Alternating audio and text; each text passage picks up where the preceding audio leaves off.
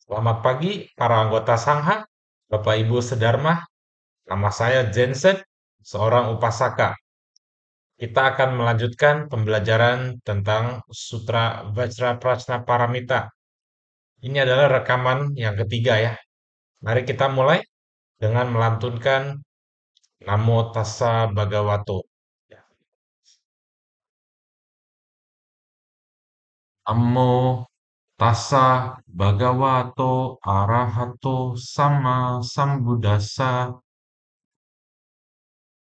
Namo Satanto Sucetoye Arahati Sanmiao Sanputosye.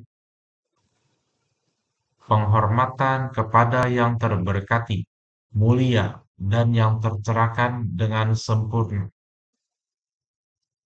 Gata pembukaan sutra. Wu Shang Shen Shen Wei Miao Fa.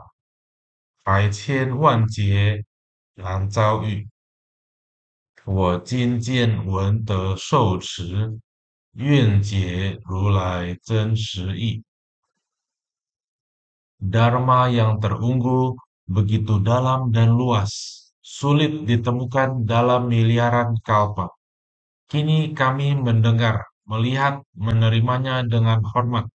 Semoga kami memahami makna sejati dari ajaran Tathagata.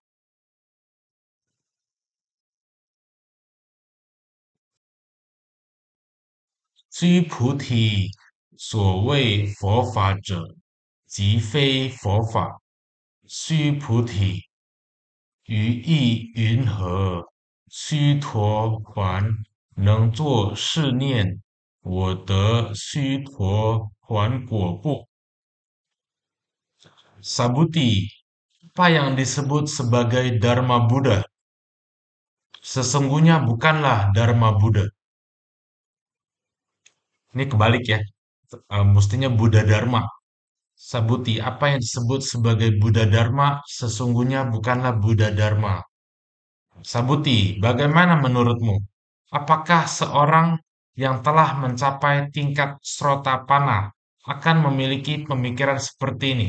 Aku telah mencapai buah Srotapana. Nah, ya, jadi Buddha bertanya kepada Sabuti. Sabuti, apa yang disebut sebagai Buddha Dharma sesungguhnya bukanlah Buddha Dharma. Kemudian Buddha bertanya kepada Sabuti lagi ya, bagaimana menurutmu?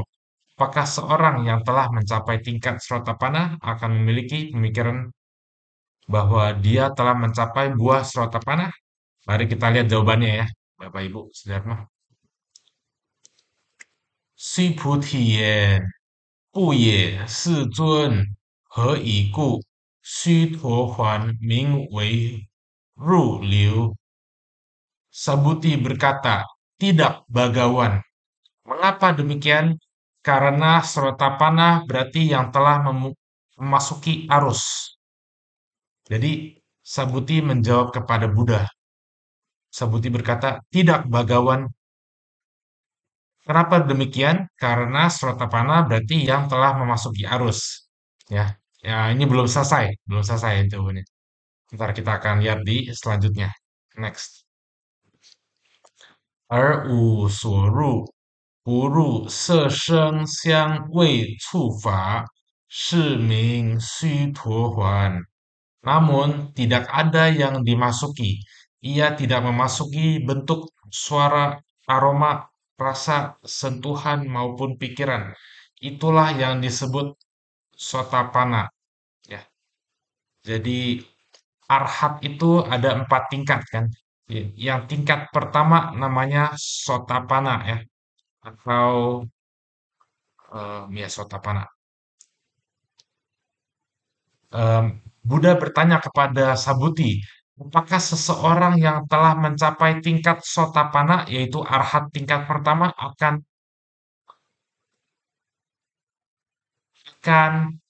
memiliki pikiran, aku telah mencapai buah srotapana. Ini srotapana yang di sini adalah sotapana ya. Ini adalah bahasa Sanskerta, srotapana. Sedangkan sotapana adalah bahasa Pali nih. Saya kurang konsisten ya. Saya ntar akan ubah deh. Ya. Kemudian Sabuti menjawab, enggak, Bagawan, seseorang yang telah mencapai tingkat Sotapanna itu tidak akan mengatakan, oh saya sudah mencapai buah Sotapanna. Gitu ya. Kenapa? Karena tidak ada yang dimasuki. Ia tidak memasuki bentuk, suara, aroma, rasa, sentuhan, maupun pikiran. Oleh itulah yang disebut Srotapana ya. Jadi seseorang yang telah mencapai tingkat arhat level pertama itu tidak tidak melekat pada bentuk, suara, aroma, rasa, sentuhan maupun pikiran ya.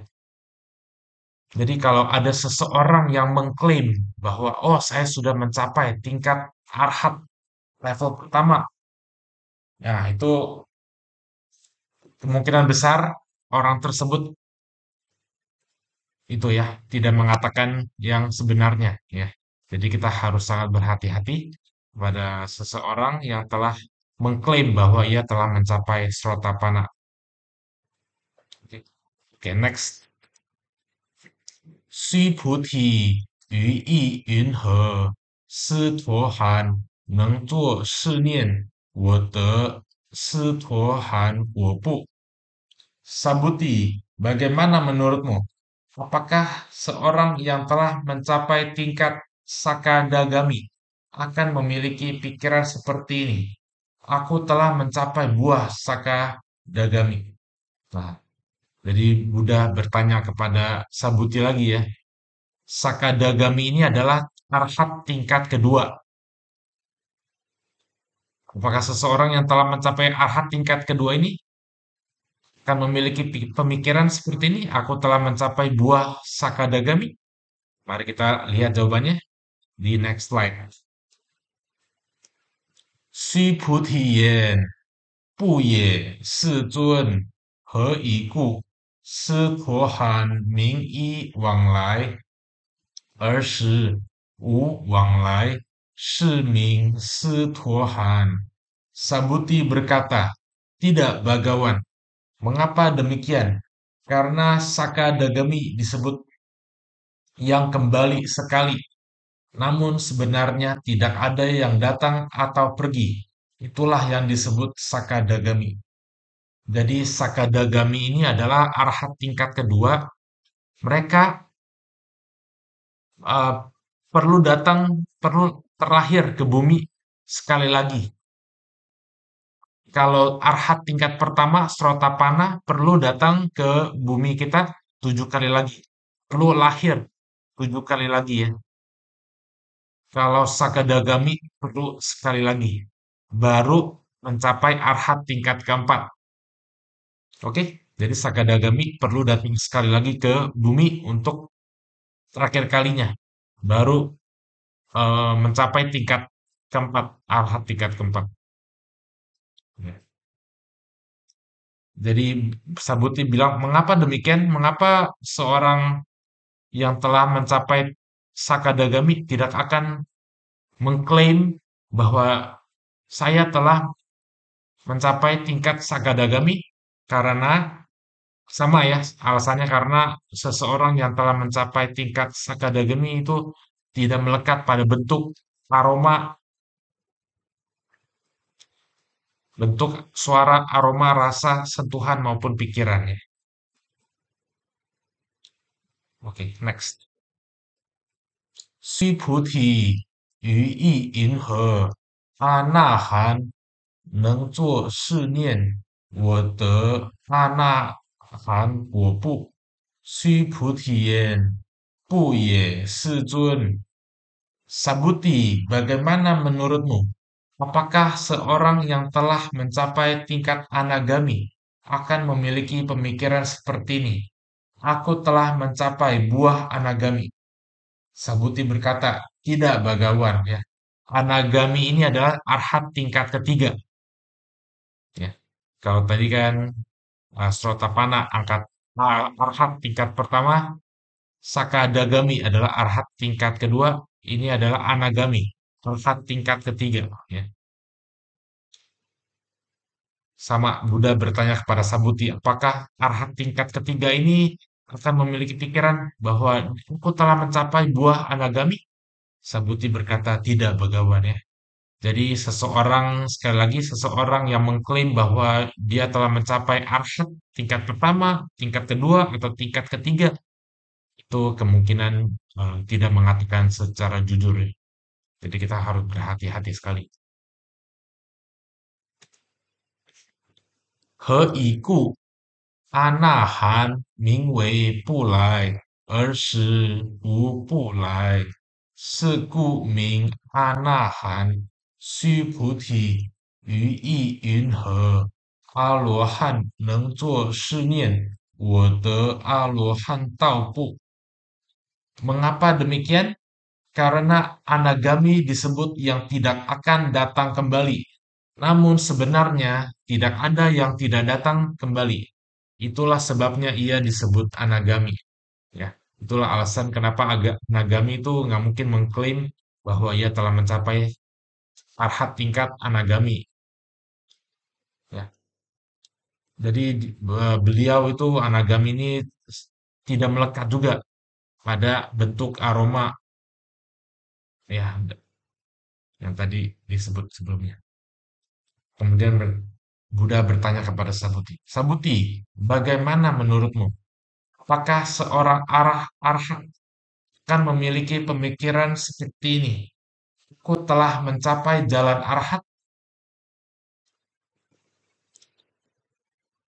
Sui Putian, Puye, Si Zun.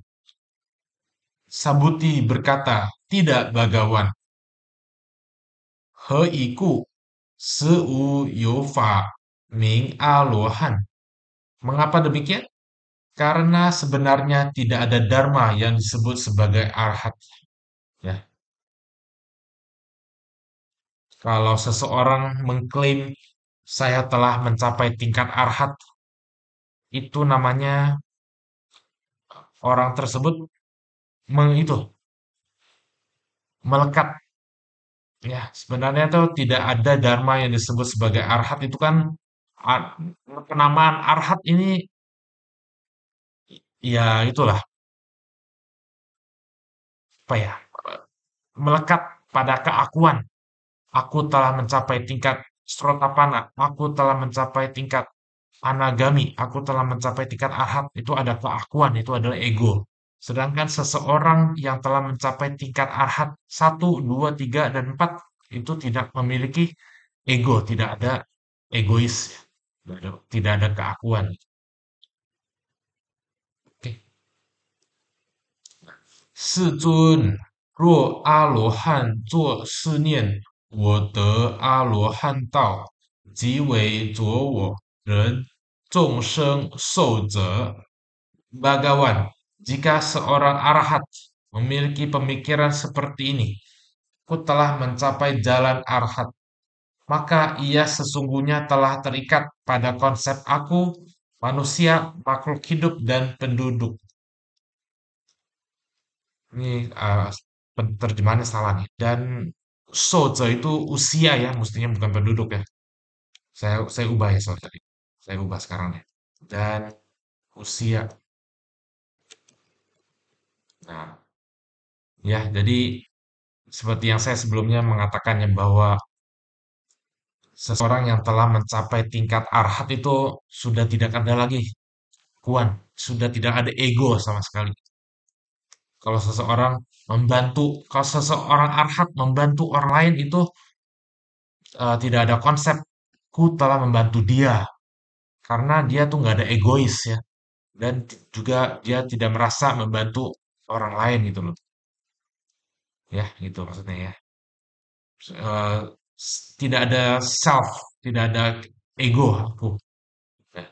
Berbeda dengan manusia awam. Manusia awam kan kebanyakan kalau sudah menolong orang lain pasti dengan bangga memberitahu orang lain, oh saya sudah membantu orang ini, membantu orang itu, gitu ya. Kenapa dia tidak? Semoga dia membalas budi kepada saya. Nah itu manusia awam. Tapi kalau arhat tidak seperti itu, karena mereka tidak ada konsepku. Tidak ada egoisan gitu ya. Gitu maksudnya ya. Oke. Next.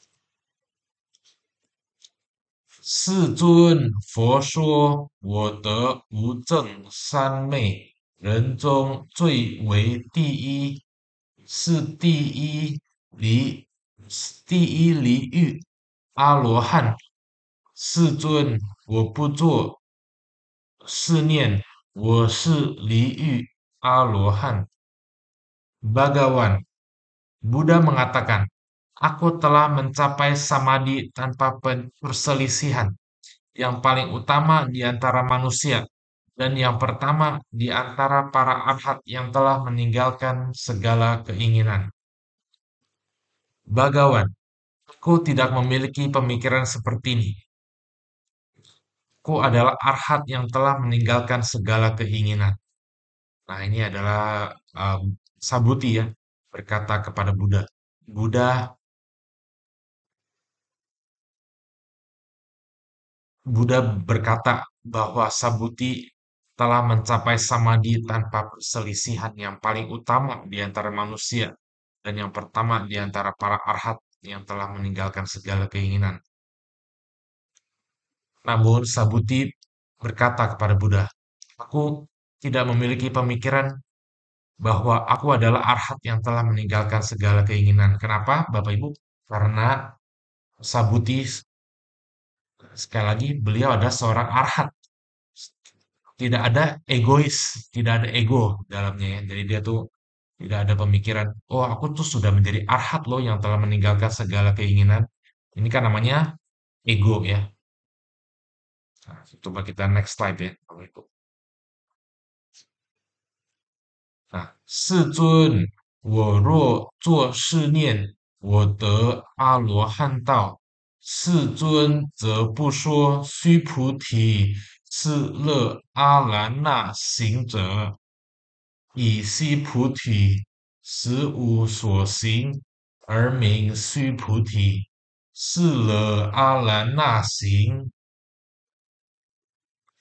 Bagawan, jika aku memiliki pikiran seperti ini, aku telah mencapai jalan arhat.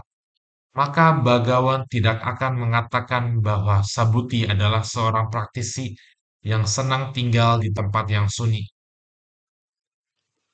Karena Sabuti sebenarnya tidak memiliki tindakan apapun, namun disebut Sabuti. Itulah praktik yang menyukai tinggal di tempat yang sunyi.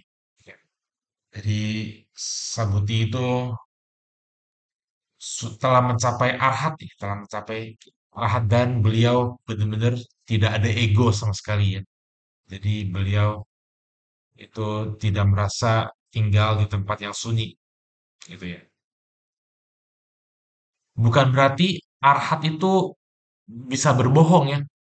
Saya takut nih Bapak Ibu menggunakan ini untuk misalnya ada orang yang melakukan kejahatan, misalkan seandainya misalkan ini misalkan seseorang melakukan tindakan kejahatan, tindakan kriminal, lalu orang itu bilang, "Oh, saya nggak melakukannya." Itu namanya bukan ego, itu namanya bukan tanpa ego, tapi namanya berbohong. Berbeda ya, beda. Bedanya hak dengan manusia awam tuh beda lah. Kalau manusia awam itu berbohong, ya, bukan tanpa ego, tapi itu berbohong, gitu, ya. Jadi kita sebagai praktisi jalan bodhisattva, seorang umat Buddha yang baik, hendaknya, hendaknya tidak berbohong, gitu, Bapak Ibu ya. Dan kita harus mengecilkan ego juga ya. Jangan bilang, oh saya sudah membantu orang ini, membantu orang itu, gitu ya. Itu namanya kita melekat pada keakuan dan melekat pada makhluk hidup. Saya sudah menolong makhluk hidup ini, menolong makhluk hidup itu.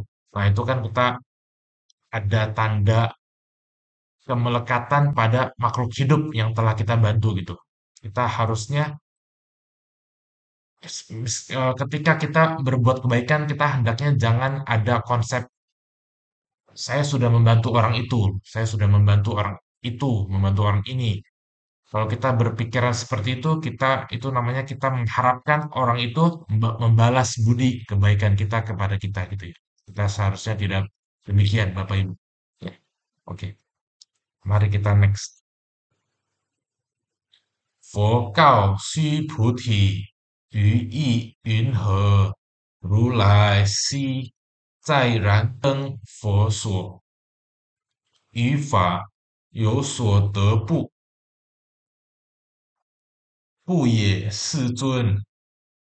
如来在燃灯佛所，于法实无所得。Buddha berkata kepada Sabuti, bagaimana pendapatmu ketika Tathagata berada di hadapan Buddha Dipankara di masa lampau? Apakah Tathagata memperoleh Dharma? Nah, Buddha tanya kepada Sabuti ya, ketika aku dulu, ketika Buddha Sakyamuni berada di hadapan Buddha Dipankara di masa lampau, apakah Buddha Sakyamuni memperoleh Dharma? Kemudian Sabuti menjawab, tidak, Bagawan. Ketika Tathagata berada di hadapan Buddha di Pankara, sesungguhnya Tathagata tidak memperoleh dharma apapun. Apa nih maksudnya nih? Maksudnya adalah di sini Buddha Sakyamuni itu juga tidak melekat pada akuan. Aku telah memperoleh dharma, aku telah mendapatkan ini, aku telah mendapatkan itu. Itu namanya melekat pada keakuan ya. Kalau Buddha tuh nggak seperti itu. Buddha itu arhat saja tidak seperti itu, apalagi Buddha ya, yang jauh di atas arhat. Jadi Buddha Sakyamuni itu tidak melekat ya pada keakuan. Ya. Next. 须菩提，于意云何？菩萨庄严佛土不？不也，世尊。何以故？庄严佛土者，即非庄严，是名庄严。Sabuti, bagaimana pendapatmu? Apakah seorang bodhisatwa menghiasi tanah Buddha? Tidak, Bagawan. Sabuti menjawab. Mengapa demikian? Karena menghiasi tanah Buddha sesungguhnya bukanlah penghiasan. Itulah yang disebut penghiasan. Ya.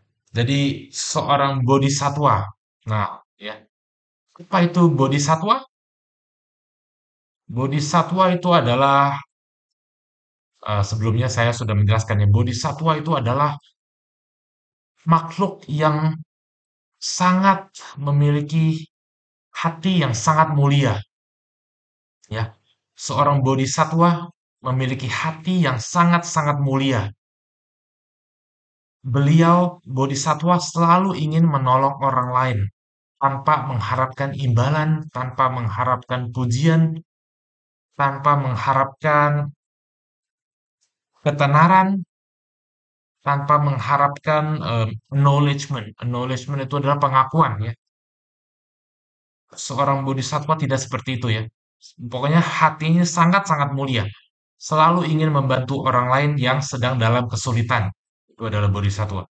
Bodhisatwa bisa saja manusia seperti saya, kalian, Bapak Ibu, dia, istri kita, orang tua kita terutama ya. Nah, itu adalah bodhisatwa, orang tua kita. Karena orang tua kita adalah selalu ingin menolong anaknya yang sedang dalam kesulitan. Bodhisatwa juga bisa bisa bisa saja seorang hewan ya. Maksudnya seekor hewan yang ingin membantu hewan lainnya yang dalam penderitaan. Bodhisatwa juga bisa saja makhluk yang tidak terlihat ya. Bisa saja alam hantu misalnya. Dia ingin membantu hantu lainnya yang sedang menderita gitu ya. Itu adalah bodhisatwa. Jadi bodhisatwa ini tidak tidak hanya berbentuk manusia ya. Bisa saja hewan, bisa saja makhluk yang tidak kelihatan. Pokoknya mereka ini sangat memiliki hati yang sangat mulia ya, selalu ingin membantu makhluk yang sedang menderita keluar dari penderitaan. Itu adalah bodhisatwa. Nah, Buddha bertanya kepada Sabuti ini, bagaimana pendapatmu? Apakah seorang bodhisattva menghiasi tanah Buddha? Kemudian Sabuti bilang, tidak Bagawan. Kenapa demikian? Karena menghiasi tanah Buddha sesungguhnya bukanlah penghiasan. Nah, lagi-lagi ya, seseorang praktisi jalan bodhisattva juga tidak memiliki ego, ya. Beliau tidak akan mengatakan, oh saya sudah menghiasi tanah Buddha, saya sudah membersihkan ini, membersihkan itu gitu ya.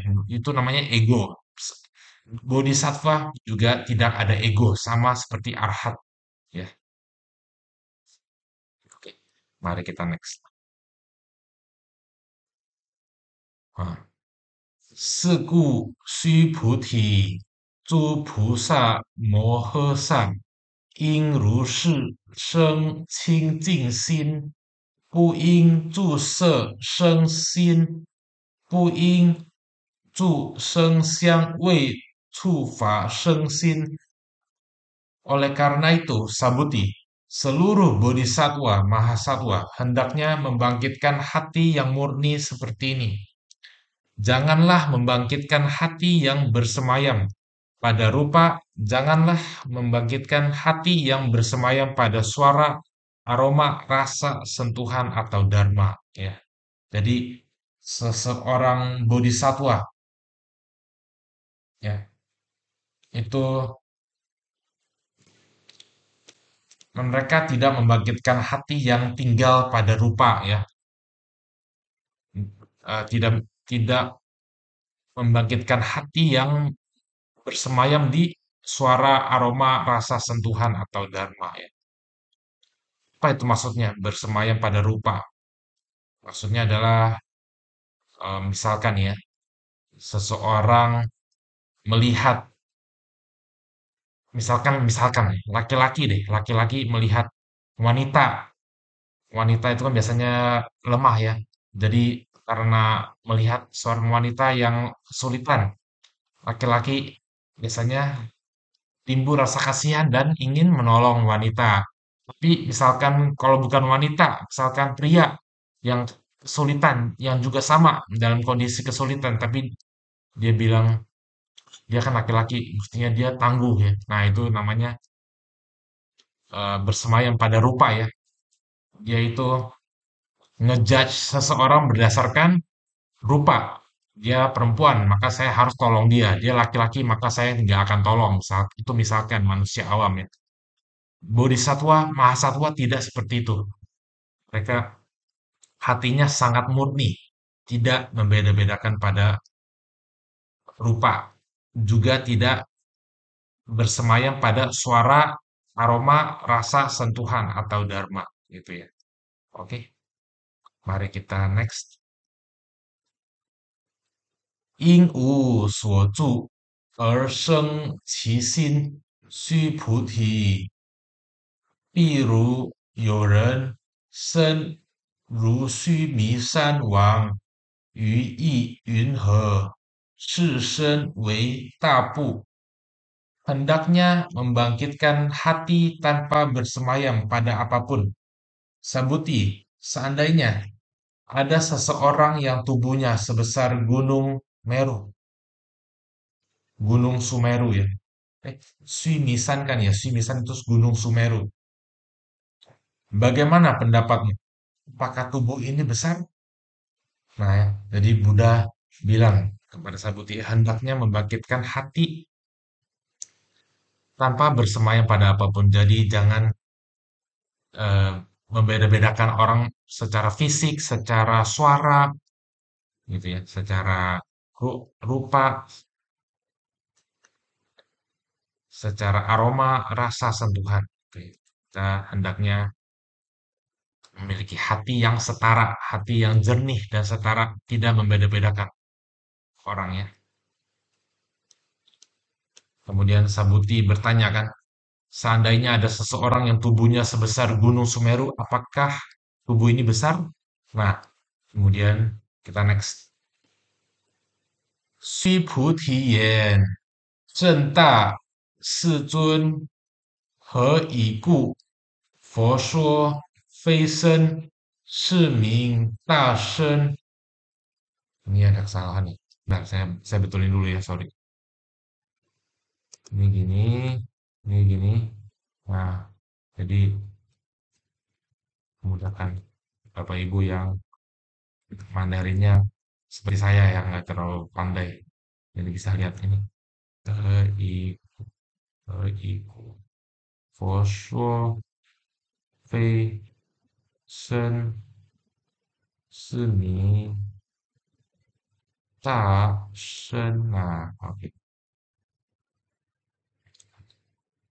Sabuti menjawab, sangat besar Bagawan.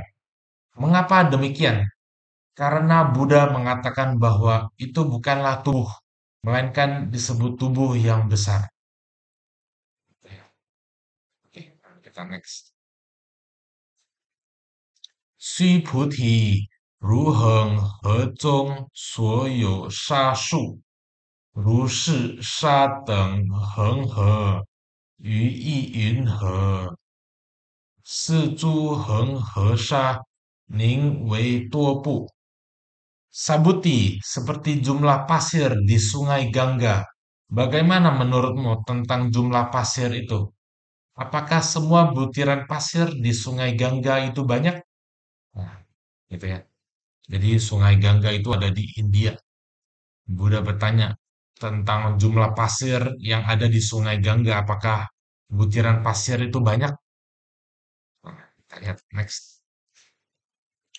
须菩提言：甚多世尊，但诸恒河，尚多无数，何况其沙？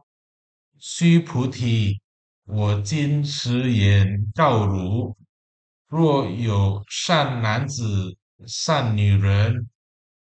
Sabuti berkata, sangat banyak bagawan.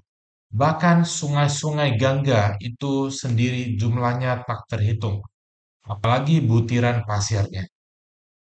Sabuti, sekarang aku dengan sungguh-sungguh memberitahumu, jika ada pria maupun wanita yang berbudi luhur, yaitu san nanzi san yurim, jadi pria atau wanita yang baik lah, ya, berbudi luhur. Nah, kita next ya. 以七宝满而所恒河沙数3000大千世界，以用布施，得福多部。须菩提言：甚多世尊。Jadi jika ada pria dan wanita yang berbudi luhur dengan menggunakan 7 jenis harta yang memenuhi sebanyak butiran pasir di Sungai Gangga dalam 3000 besar dunia, lalu digunakannya untuk berdana. Apakah pahala yang didapat banyak? Sabuti berkata, sangat banyak bagawan. Ya, jadi sebelumnya kan aku Sabuti, sekarang aku dengan sungguh-sungguh memberitahumu ya. Kalau ada pria maupun wanita yang baik hati, yang berbudi luhur, menggunakan 7 jenis harta yang memenuhi sebanyak butiran pasir di Sungai Gangga dalam 3000 besar dunia, lalu menggunakannya untuk berdana. Apakah pahalanya yang didapat banyak? Sabuti berkata kepada Buddha, sangat banyak bagawan. Kemudian mari kita lihat selanjutnya ya.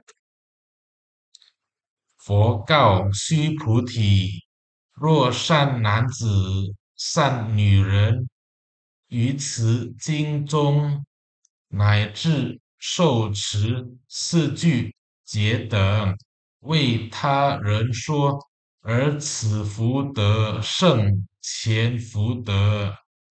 Buddha bersabda kepada Sabuti, jika seorang pria atau wanita yang baik menerima, menjaga, dan mengajarkan bahkan hanya 4 baris syair dari sutra ini kepada orang lain, maka pahala yang diperolehnya akan melebihi pahala sebelumnya. Maksudnya adalah pahala sebelumnya adalah pahala itu, pahala yang ini, yang menggunakan 7 jenis harta lalu digunakannya untuk berdana.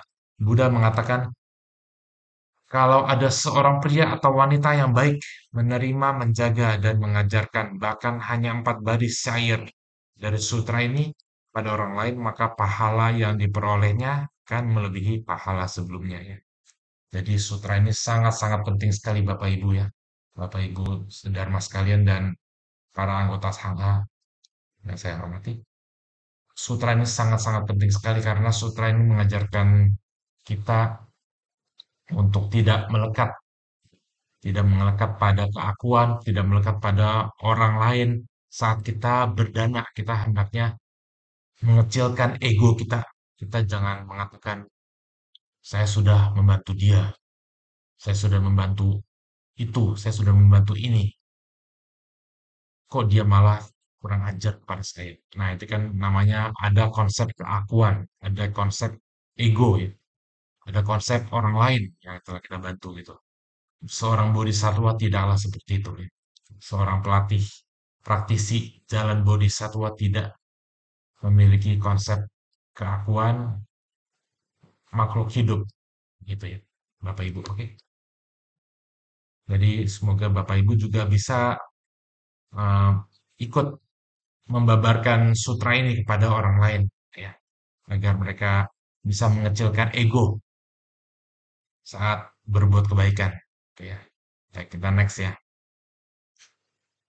复次须菩提，虽说是经乃至四句皆等，当知此处一切世间天人，阿修罗皆应供养，供养，mesti yang apa deh? Mesti sih nada ketiga ya, tapi nggak apa-apa. 如佛塔妙，何况有人竟能受持读诵。Lebih lanjut, Sabuti, dimanapun sutra ini disampaikan, bahkan hanya 4 baris syair, ketahuilah bahwa tempat itu harus dihormati dan dipuja oleh semua makhluk di dunia, baik dewa, manusia, maupun asura, sebagaimana mereka menghormati stupa atau vihara Buddha. Terlebih lagi, jika ada seseorang yang sepenuhnya dapat menerima, menjaga, membaca, dan menghafalnya. Gitu ya. Oke. Jadi ketika sutra ini disampaikan, tempat itu harus dihormati dan dipuja oleh semua makhluk di dunia, baik dewa, manusia, asura, sebagaimana mereka menghormati stupa atau wihara Buddha. Ya. Apalagi jika ada seseorang yang sepenuhnya dapat menerima, menjaga, membaca, dan menghafalnya. Ya. Oke, next. 须菩提，当知世人成就最上第一稀有之法，若是经典所在之处，即为有佛；若尊重弟子，Sabuti, ketahuilah bahwa orang tersebut telah mencapai dharma tertinggi yang paling langka dan luar biasa. Dimanapun sutra ini berada, di tempat itu terdapat Buddha, serta murid-murid yang patut dihormati. Oke, jadi sutra ini sangatlah penting, Bapak Ibu ya. Dimanapun sutra ini berada di tempat itu adalah ada Buddha. Jadi kita harus benar-benar menghormati, sangat menghormati sutra ini. Oke, oke, next. Oh, sudah habis. Ya, oke. Berarti kita hari ini sampai sini dan minggu depan kita akan lanjut ya, Bapak Ibu. Mari kita melimpahkan jasa. Saya sudah siapkan pelimpahan jasa. Nah, ini dia. Mari kita beranjali. Yuk. 愿以此功德庄严佛净土，上报四重恩，下济三途苦。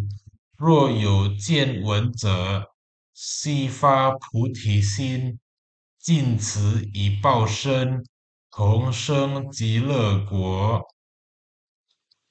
Semoga jasa kebajikan ini memperindah tanah suci para Buddha, membalas empat suci besar dan menolong mereka di tiga alam sengsara.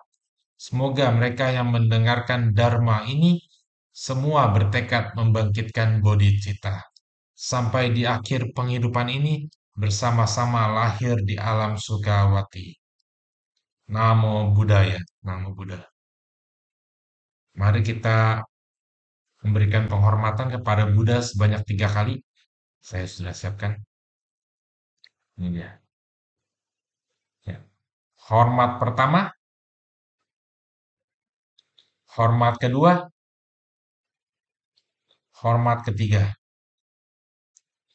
Namo Buddha. Ya. Terima kasih Bapak Ibu, Sedharma dan para anggota Sangha. Kita akan melanjutkan minggu depan. Ya. Terima kasih.